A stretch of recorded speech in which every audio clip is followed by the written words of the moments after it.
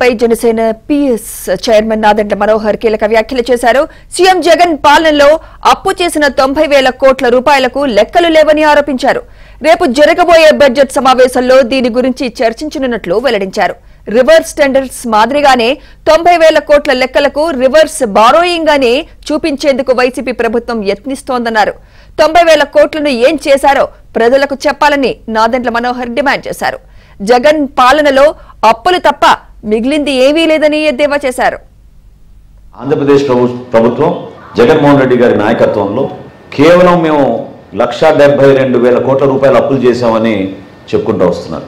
కానీ ఈ ప్రభుత్వం 1,72,000 కోట్లు అప్పు చేసింది వాస్తవమైతే దానితో పాటు ఇంకొక 91,253 కోట్ల 29 లక్షల అప్పు చేశారు. దానికి లెక్క తేలడం లేదు. ఇది ఎప్పుడు బయటపడింది? ఫిబ్రవరి 2వ తారీఖు నుంచి మనకి శాసనసభ సమావేశాలు, చివరి బడ్జెట్ సమావేశాలు సిద్ధమవుతున్న సందర్భంగా అధికారులు ఈ లెక్క తేల్చలేక రాష్ట్ర ప్రభుత్వం ఎటుపోతుందో అనే అయోమయంలో ఎవరికి అర్థం కాని పరిస్థితిలో ఈ రోజున ఈ లెక్క బయటపడింది. 91,253 కోట్ల రూపాయలు జగన్మోహన్ రెడ్డి గారి ప్రభుత్వం ఏ విధంగా ఉపయోగించింది, ఎక్కడికి తరలించింది, డబ్బు ఎక్కడ పోయింది ఎవరికి అర్థం కావడం లేదు. దీనికి కొత్త పదం పెట్టారు.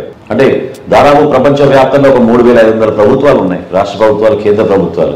కానీ కేవలం జగన్మోహన్ రెడ్డి గారి ప్రభుత్వం రివర్స్ టెండరింగ్ అని ఎట్లా తీసుకొచ్చారు, దీన్ని కూడా కొత్త పదం రివర్స్ బారోయింగ్ అని తీసుకొచ్చారు.